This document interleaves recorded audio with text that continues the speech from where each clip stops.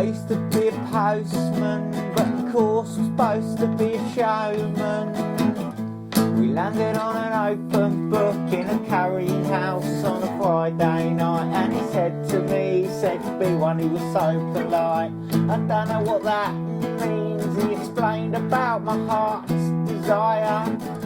We landed on an open book, I signed an autograph, and then I grabbed my scarf, got my motorbike, and then I head off into the night. Go now, be one, listen, you'll be fine. Up now, jump now, everything in perfect time. I can't believe my luck, I used to get myself in such a rut. Now I'm moving with the tide, I've got these tingling feelings inside. I'm standing on your pedestal with some nice new clothes and I'm feeling cool. I've got my motorbike and then I head off into the night. He said, go now, be one, listen, you'll be fine. Up now, jump now, everything in perfect time. Do do do do do do do do. That's great. Is that new? No, it's new for this band. Go For now, this, be one. you know, it's not been released. I thought it was a cover. I used to be a postman, but of course I'm supposed to be a showman. We landed on an open book, a curry house on a Friday night, and he said to me, he said be one, he was so polite. Yeah, sounds good. Nice. Yeah, I thought that, you know when a song sounds like a cover, 'cause it's good. Oh mate, thanks Yeah. mate. Go, what is it? Go now, be one. What is that? I told you, didn't I, 4 years ago, I was a postman, and I'm in AA. I told you. I didn't know and you my were a sponsor postman. said, I've got a new sponsor, and I was complaining about being a postman, and he said, Simon, aren't you supposed to be an artist? And I said, I am an artist. You know, and it hurt me when he said that, but I am an artist. He said, well, be one then. Go now, be one. He said, be one. He said, follow your heart. Yeah. And then we was in a curry house on a Friday night. So that's You what having a that's about. curry when that? He was having a curry. Nice. So in the song, you know, you imaginary, and in the song I sign an autograph, and then I find my scarf, I get on my motorbike, and I head off into the night. I like, you know why I like that? And I go and be an artist. I like that because it's, you know, like I like all of those Bruce It's like punky, Springsteen. You know, Bruce Springsteen's always like, just drive off into the dark. You know, he's always Yeah. wanting to fuck off and go into the night. I like that lyric. Yeah, it's good Go fun. now, be one. But the original version was really like, Go now, be one, listen, you'll be fine. Up now, jump now, everything in perfect time. They set me undercover, and we observe, we check on one another. We landed on an open book.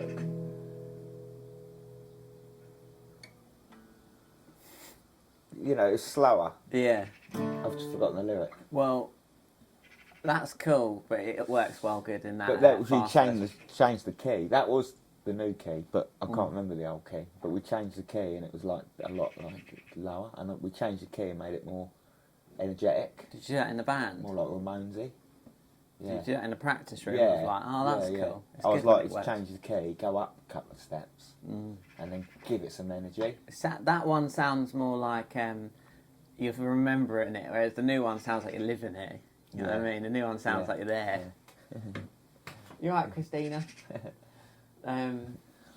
Go now, be one.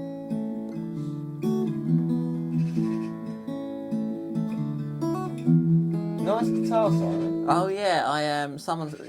So yeah, thanks for setting out for me. Si. I know we've had this conversation already, but yeah. So this was given to me, I think, when I was young, and it came with this letter in it, and from this uncle used to give me. He used to really spoil us with like Star Wars figures and Marvel comics and stuff. But one time he brought his guitar down and he gave it to me, I think. Amazing. And it came with this. He had He was quite into Lord of the Rings and stuff, and so it came as letter that he called it the White Heart, like Excalibur or something. So I was quite young, and I played it through when I was a teenager a lot, and then but it sort of was always buzzing and stuff, Yeah. and I was going to sell it, and then thanks for this great setup. Not buzzing no more. Yeah, But you know, and if Metallica did unplug, they do would that. play this, wouldn't they? Yeah.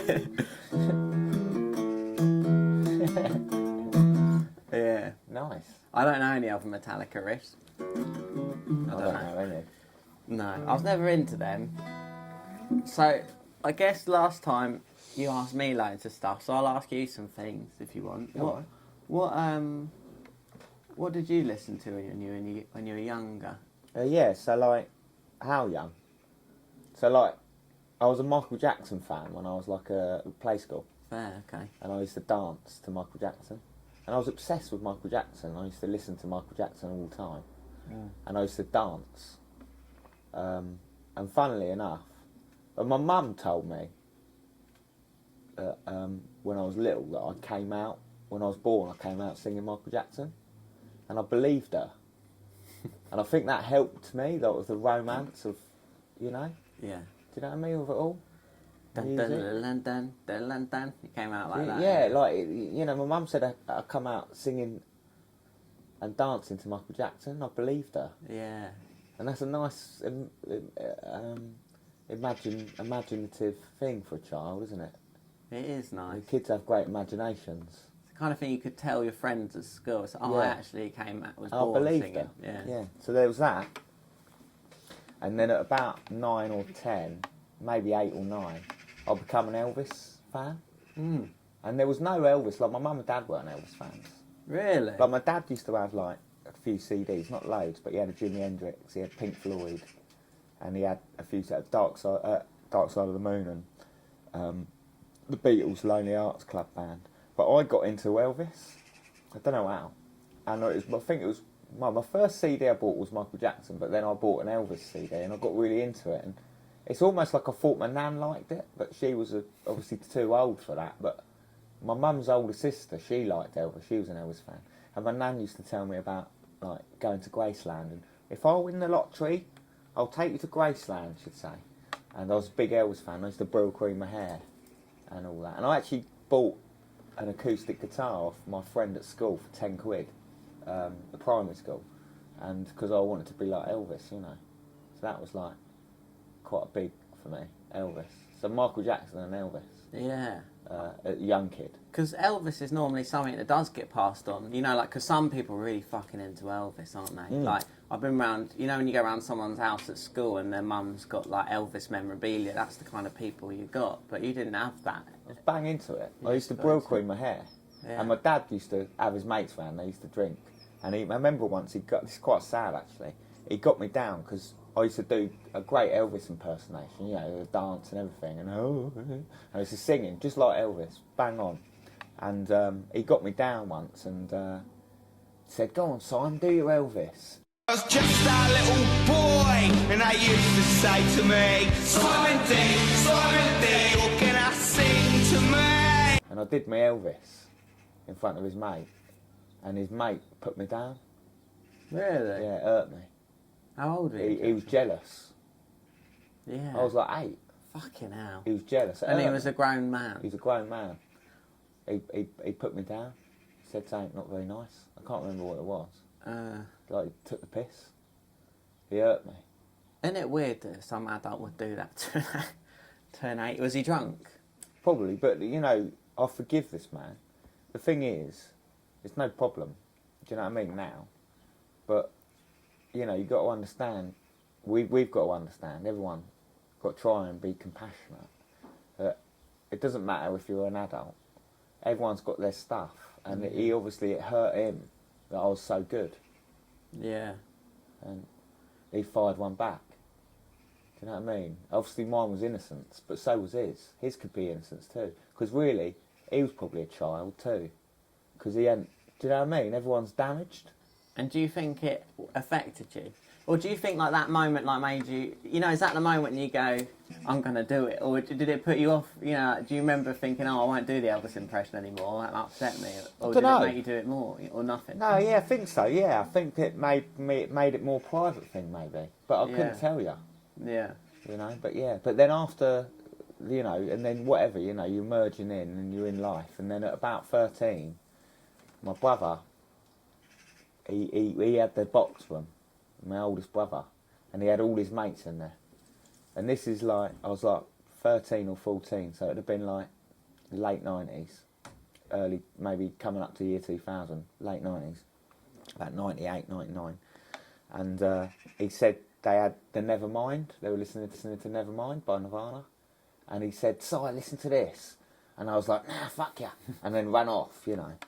Didn't take no notice. But the next day I crept into his bedroom, got this Nevermind CD, put it on my CD player, and it changed my life. Yeah. I jumped around like you wouldn't believe it. I bounced from the beds. I was jumping around. It really affected me. And then now that's my favourite record of all time. Is that your Desert Island disc? Yeah, mate, saying that now, I felt an emotion, like I could burst into tears. Do you know what I mean? Yeah. Do you know what I mean? Amazing. Amazing. And then within a short period of time now, I went from, we used to call them townies, when you know, casuals, townies, you know, and I used to have the sovereigns, the gold rings, and I had the ears pierced, gold rings, and I had a shaved head, or a French crop, and I used to wear the puffer jacket, and it was all the rage, and they used to call music kids grungers, and townies, and I was a townie, but within a very short space of time, like I grew my hair long, bleached it, got an undercut, I started looking like Kurt Cobain. I learned how to play a few chords on that guitar, and then there was a battle then. I had to, because I used to hang around with the naughty kids, and we used to go down the parks and drink, and it was all like tracksuits and being tough. And I had to try and merge into the music kids, and for a time, I had the long bleached hair, but I had the gold rings, and the music kids wouldn't accept me, and then there was a battle then. I had to get in there with the music kids. You told me once about that King of the Grungers stuff. Yeah. Can you tell me that? Can you say that for the sake of this recording? King of the... King of the Grungers? There was this little dweeb boy, right? And I met a couple of these guys. I remember I went up to them like a bully, and I was like, "Give us your guitar." And I didn't know how to do it, you know, I played a couple of chords.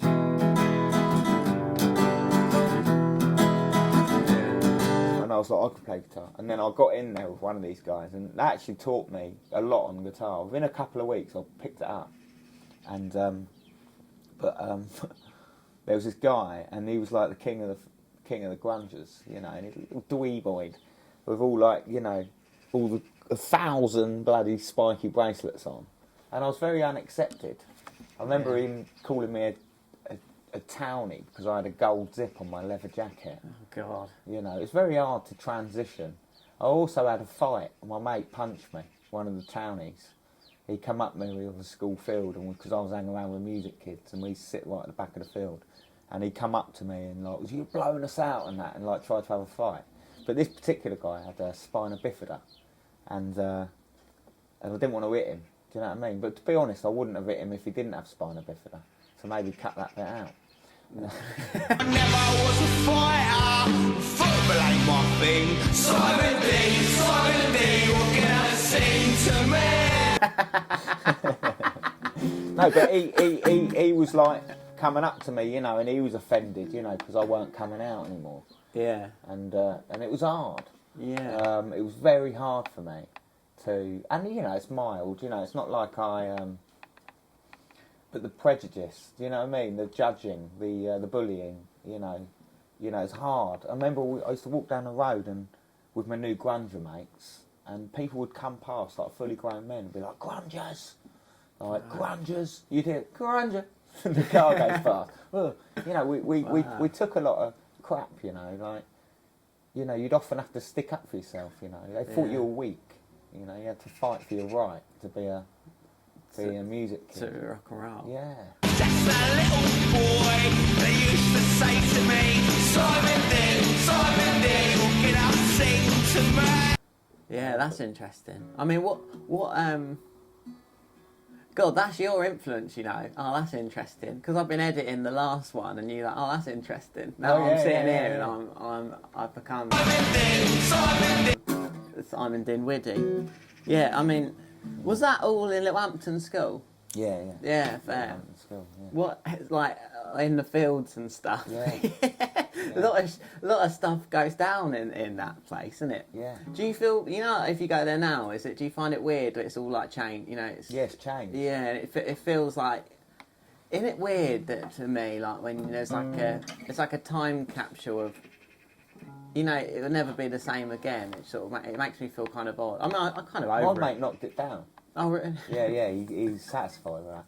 Really? He had to demolish the old school. Really? Yeah, Fair. he's like, yeah, it's been good fun. Bloody maths. Yeah, that must have felt Fuck good. you, Mr. Middlewood. It sounds like he just had he was just the one man on a crane, on a demolition thing. Yeah. So through Littlehampton School, so you mostly, it's a grungy stuff. So was it not? It weren't just. Was it just Nirvana really? I think you said that before. Actually, they're mostly some like. Do you like the other one? Did you like? I don't know. Do you like other cool things like Pixies or something? Well, the thing was, right, so I got in with these lads, right, and they're all in different sets, you know, like different. I was in Amberley. There was all different things, wasn't there? Houses, they used to call them. But everyone used to congregate on the field, and you'd be in some classes. I remember one guy, I used to call him Ging. I named him Ging. He was a big, tall, ginger guy. And I was a bit naughty. I was sitting next to him in maths, and I wrote Nirvana on his pencil case, you know, without any consent. You know, I just vandalised his fucking pencil case, wrote Nirvana on it. And the next day, he come in and goes, oh, I found that Nirvana CD. My stepdad started listening to it. And he became my friend. Oh, nice. And we were going to start a band. And then we had my neighbour, Katie. She was a couple of years younger, but she was going to play drums. And we started a band. But he, straight away, his mum had a bit of money. And he bought this bass guitar. And he was into it. He was going to play bass. I was going to play guitar. The thing is, I didn't have an electric guitar. And I remember him saying to me, like, there's a guitar in the junk shop in Littlehampton. It was 38 quid. And it said Vantage on the end. I remember it had a mahogany neck, and it was a Strat. And it was 30 Strat style guitar. And it was 37 quid, but my mum, she didn't have 37 quid to give me. And I remember his mum bought it for me. She had her hairdressers in the town, and I had to pay her back. My mum paid her back like 5 quid a week or whatever. And that was amazing. So I had my electric guitar, and I quickly learnt quite quick, and we had this band. But Katie, she never learned how to play the drums, so we ended up using a mate called Mabry. And then it was me, Mabry. And then we had this other guy called Dumb. His real name Adam Wood. And he was an amazing guitar player. And he was into Slash, you know. And he used to play all Guns N' Roses. And he could play like lead guitar. Like, he was amazing. Like you know, like really good. And he taught me quite a lot. But, you know, I used to go around their house, Adam's. And, you know, it was hard, you know, like all their brothers, and like they'd tease me a little bit. And, you know, where I come from, like, you know, I'd wanted to be violent towards them, you know, but I was always quite patient.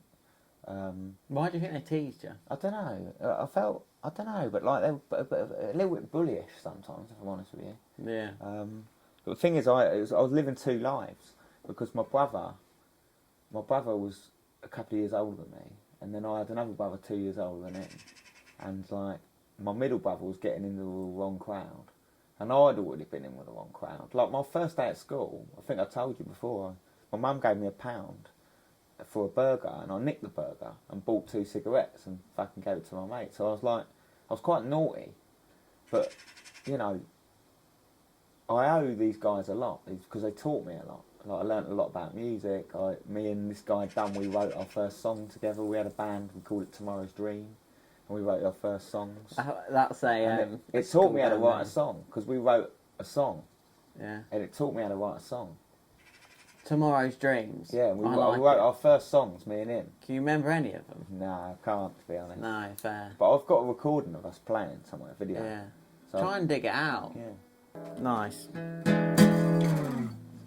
What about your brothers? Are any of them musical? How many brothers you got? I've got two. Two, fair. 2 older brothers. Yeah. So there's three of you, three Yeah, siblings. yeah. And none of them, that's interesting, none of them got into... No. But one of them was into Nirvana. Yeah, so but into music. So my oldest brother, Yeah. Jack, was like bang into, like, it was 90s. He, like, all his mates, they were all football guys. Yeah. But they'd all listen to Oasis and Blur and The Verve. And, Okay, fair. you know, it was the back end of the 90s. And, you know, we were young all through that mid-90s, and Oasis was big. So we was all into Oasis. I've got a theory, actually, that because, I was into Oasis before I got into Nirvana, but they didn't affect me like Nirvana did. Why do you reckon that is? I don't know, I found my thing, you know. Yeah. Some stuff just really resonates Found my with you. thing. But I've got a theory, like one day I'm walking along listening to Rock and Roll Star, and like, I think the wind changed. Because ever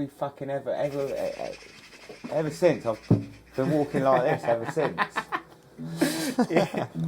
I remember. So I do, don't I? Stroll about, and I can't help it. Yeah. Can't walk straight, try and do it. Sometimes I concentrate and try and keep my shoulders.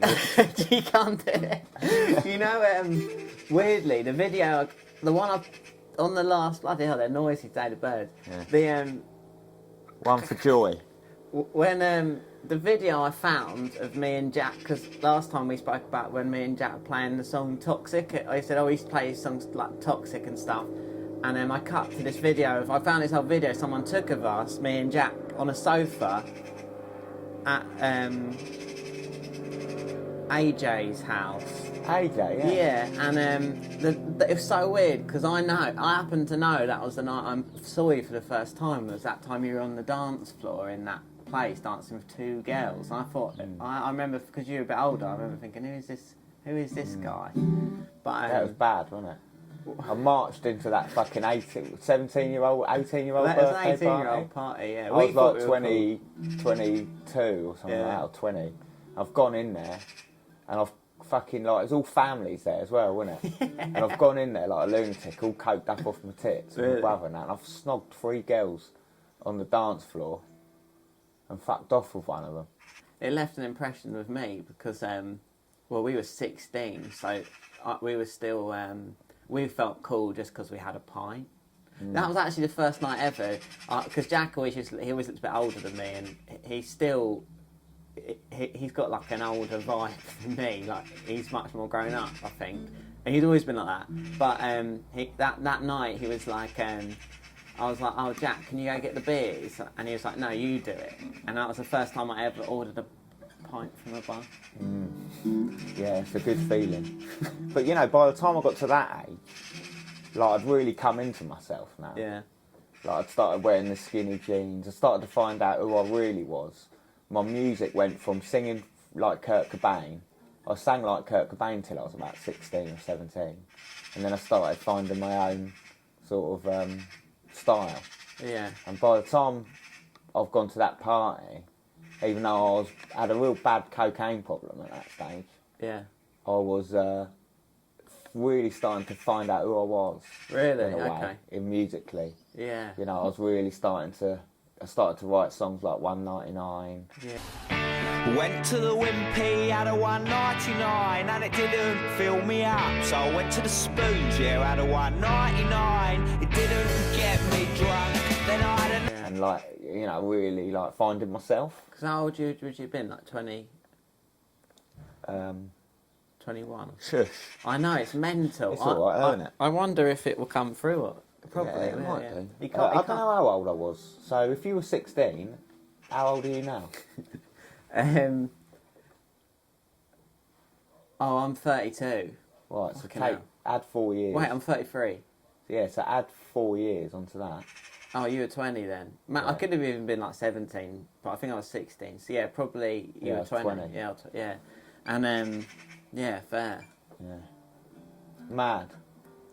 Isn't it weird as well? Do you feel like at that time? Because I always thought when I was like 20 at the time, I really felt like I was like an adult. But now I look back and I just think I was a kid. Do you know what I mean? Definitely do a you kid. feel like that? Definitely a kid. So lost. Yeah. Like, I was really lost, you know, like, you know, you could say I wasn't living in the real world. Like, you know, I'd smoked a lot of dope all the way from, like, you know, about around, just not long after I got into Kurt Cobain. I got into Kurt Cobain about 13. And by the time I was 14, 15, I was totally dependent on cannabis. Really? And then by the time I got to sort of 18, 19, I started being dependent on alcohol. And I'd already used cocaine recreationally. But I had a flat. It's like a mad story. I had this flat with a mate and they'd all bring friends round and I didn't want that. I just wanted to... Like, my mum and dad got divorced, like... Well, a lot happened. Like, my mum had an affair. Like, and I pulled her up on it. And it all got quite bad. And, you know, she left and my dad got this girlfriend. And then, like, it was a very dark time. And I think it's affected me, as these things would. And they were moving. My dad was selling the house, or he's renting the house out, and he's moving to the West Country with his new girlfriend. And I had this thing, like, I always wanted to move out when I was like 16 and fend for myself, you know.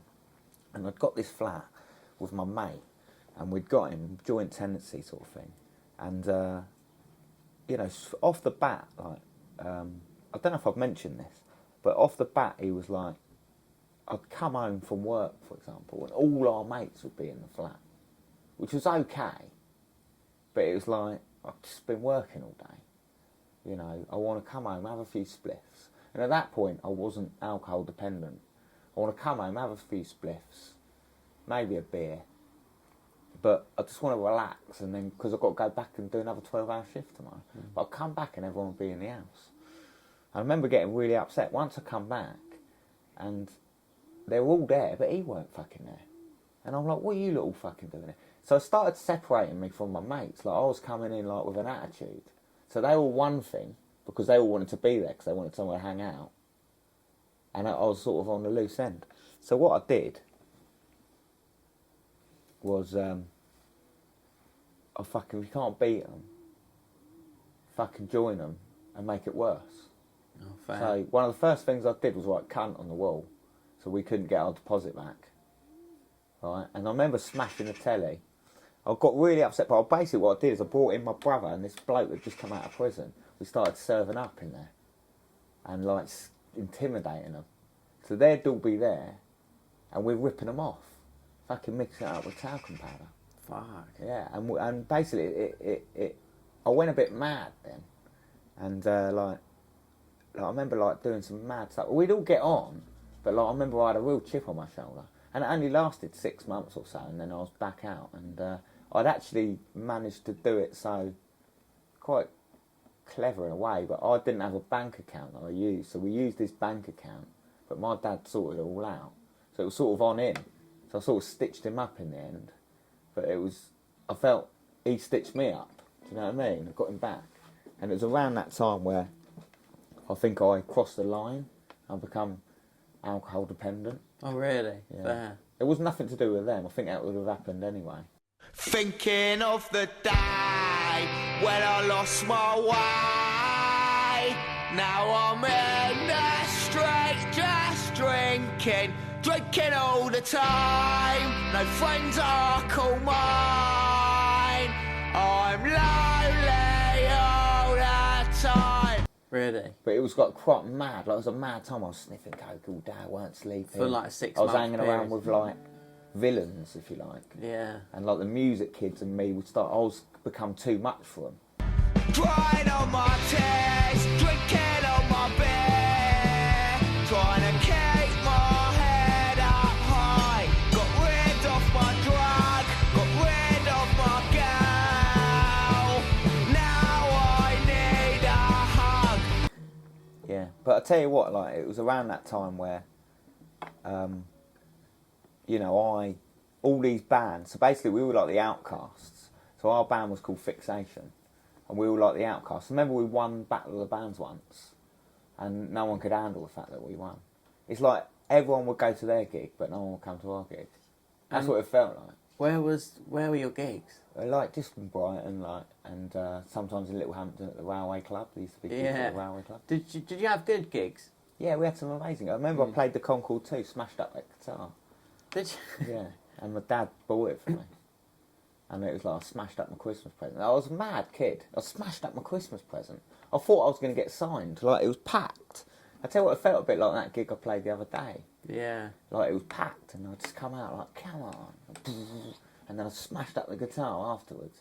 I thought someone was going to like offer me a record contract. That was probably a bit before. That was way before, actually, all this. Was it a busy gig at the Concorde? Yeah, it's packed. Were they there to see you? No, it's like an all-day thing. All-day thing, fair. Yeah. But it's mad, because around that time, like, yeah, and then I remember, like, we were like the outcasts. You know, we weren't cool enough. I think it's because we were like a grunge band, and they're all punk bands. But then what I sort of like got come into myself a little bit more, started singing a bit more like how I sing now, and it become a bit more punky. And then we done well, like we got on the radio, like, you know, and it sort of proved them wrong. Like, fuck you, yeah, we were we were the best. You thought you was the best. Everyone was up your arse, but we were the best. Are those other bands still going? No, not the bands, but are the people still doing music? Them, yeah, some of them are, and they've done really well. Good. But at the time, you know, it was like, yeah, like a real separation. Like, I think a lot of it was in me, you know, and I've become a real loner after that. I used to drink on my own, and, you know, but I was into it, and I still had my band, and we'd done quite well. I went into this romantic sort of like, you know, you're channeling fucking Pete Dockett, do you know what I mean? Is the We're Drinking on My Own song from then? Yeah, I used to drink on my own. How's that one go? Thinking of the day when I lost my way. Now I'm in the street just drinking all the time. No friends that I call mine. I'm lonely all the time. I'm drying on my tears, I'm drinking on my beer, trying to keep my head up high. Got rid of my drug, got rid of my girl, but now I need the pub, or do I need my girl? It's like that, innit? Yeah. I can't remember all the lyrics, but yeah, cry for help, man. Yeah. Innit?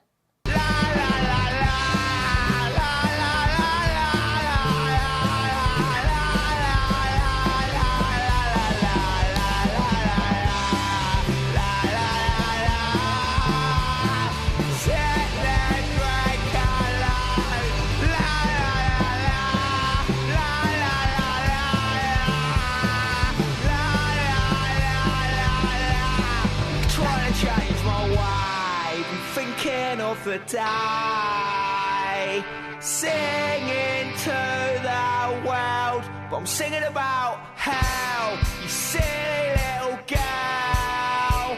I drank a bottle of bells. It's good.